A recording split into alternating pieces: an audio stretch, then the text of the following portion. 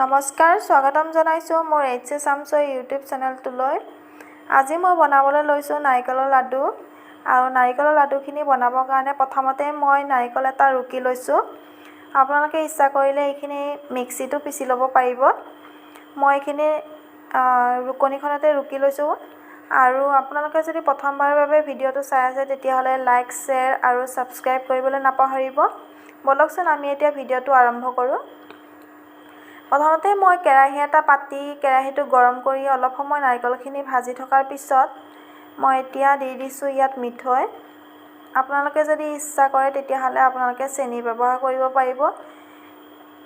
মই ইয়াত মিঠৈ ব্যৱহাৰ কৰিছোঁ।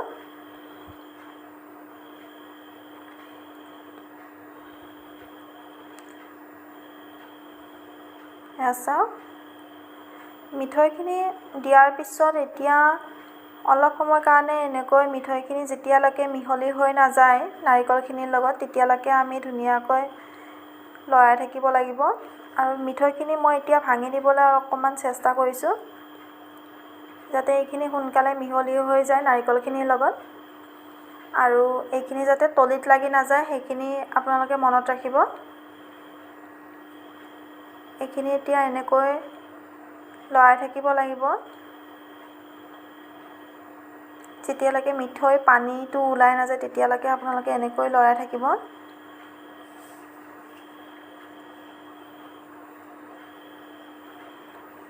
মিঠৈখিনি এনেকৈ অলপ সময় লৰাই থকাৰ পিছত আপোনালোকে এয়া দেখিছে ধুনীয়াকৈ মিহলি হৈ গ'ল মোৰ মিঠৈখিনি। আৰু এতিয়া মই দি দিছোঁ ইয়াত অকণমান ইলাচি গুড়ি। ইলাচি মই 4-5টা লৈ লৈছিলোঁ আৰু এইখিনি মই পিচি দিছোঁ। ইলাচি গুড়িখিনি দিয়াৰ পিছত আকৌ মই অকণমান সময়ৰ কাৰণে এনেকৈ লৰাই থাকিম যেতিয়ালৈকে মিঠৈৰ পৰা ওলোৱা পানীখিনি শুকাই নাযায়। আৰু এয়া দেখিছে আপোনালোকে ধুনীয়াকৈ আমাৰ নাৰিকলখিনি ভাজি হৈ গ'ল আৰু ইয়াৰ পানীৰ ভাৱটো অকণো নাই।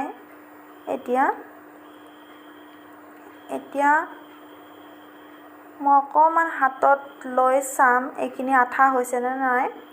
এয়া দেখিছে আপোনালোকে ধুনীয়াকৈ আঠা হৈ গৈছে আৰু যেনেকুৱা আকৃতি দিব বিচাৰে তেনেকুৱাই হ'ব। এয়া চাওক ধুনীয়াকৈ হৈ গৈছে। আৰু এইটো সময়ত মই এতিয়া গেছটো অফ কৰি দিম। এতিয়া অকণমান নাৰিকলখিনি ঠাণ্ডা হোৱাৰ পিছত মই আপোনালোকক দেখুৱাইছোঁ লাডুটো বনাই। চাওক কিমান ধুনীয়াকৈ লাডু হৈ গৈছে।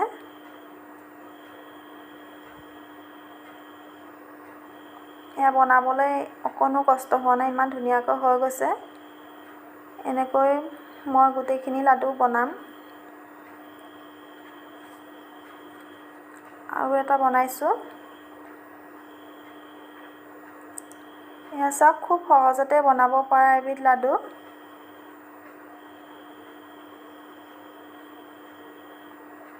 এয়া চাওক লাডু হৈ গৈছে আৰু মই এনেকৈ গোটেইখিনি লাডু এতিয়া বনাই ল'ম।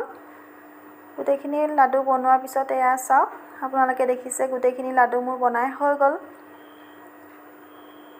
আপোনালোকে এনেকৈ বনাবলৈ চেষ্টা কৰিব, নিশ্চয় পাৰিব আৰু খায়ো খুব ভাল পাব নাৰিকলৰ লাডু।